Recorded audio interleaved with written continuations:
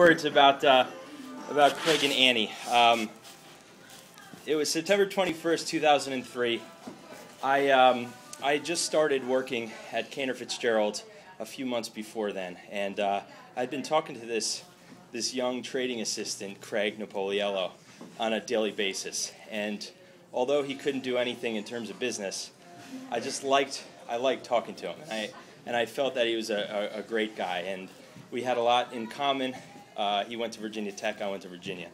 And on this day, September 21st, we decided we must meet. We got to get a cocktail and dinner.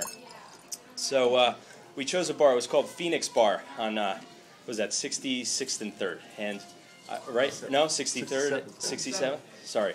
And I went to the bar 30 minutes before our dinner, and an hour later, I was still looking for Craig because I didn't realize it was him sitting. There was only one other person there, and I just didn't think it was him because he looked much older than me. But what resonates so well in my mind from that day on, it changed my life. And I became enamored with this guy, and he became my best friend. And I really gained a family member that night. And it was a special day I'll never forget. It was, Craig, what makes him so special, when he came into the city, right around this time he came into the city, he really didn't have any friends and in New York City. He had many friends, but he didn't have many friends in New York City. And I saw him, every life that he touches, you want to be by him, you want to be with him. And when he was fast forward 3 years later, he was moving to London. And I remember after his 6th going away party, there was 700 people at this tiny bar in the West Village called the Brass Monkey. And Craig's gift of just friendship and people wanting to be around him is unmatched. And so it's special that we're all here tonight to celebrate this great occasion. Then Annie comes into his life, and for all of us that know Craig, he is extremely excited about a lot of things. In fact, I saw him, he was very excited about this knife on my table tonight, and you get a very, very, very excited person. And I remember getting a phone call from Craig after the second day he met Annie and said, "I'd like for you and Maria to meet this girl." So I said, wow, he's never asked Maria and I to ever do anything like that. So the next day, it was the third day that he knew Annie, we met her at the Hideaway in Tribeca. And I remember she had on black Converse, plaid shirt, and jeans. And I said, okay, hipster, we'll go with it. And we walked out of the bar, and I told Maria, Craig's going to marry Annie. And she was like, what are you talking about? How do you know that? I said, I just feel it.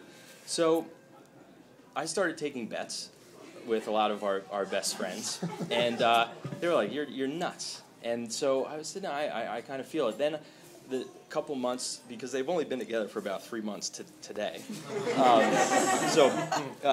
Fast forward a couple weeks, I'm starting to learn about Annie, and I'm seeing that my bet is I'm losing this bet because Annie is very left. And Craig's more conservative. Annie's from Brooklyn. She wears Converse and plaids. Craig's from the West Village, and he only wears Gucci's. Okay? Annie loves the theater and ballet. And on Saturday mornings, Craig loves Southern rock, college football, and Bud Lights. Okay?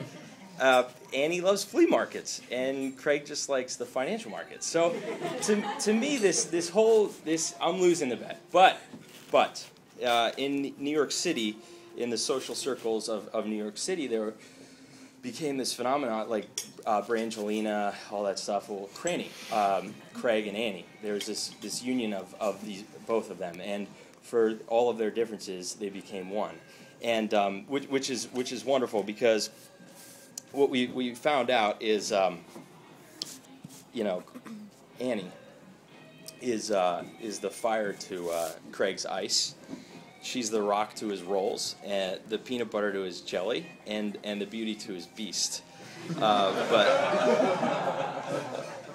all kidding aside, what brings them together and what I'm so excited about, what Maria and I are so excited about to watch them start a family is their love for family and friends, and that's probably why we're all here right now together, and we are so thrilled for the both of you, and I'd just like to end it with a short Irish blessing.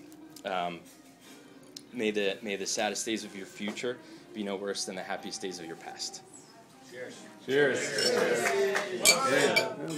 Hoorah.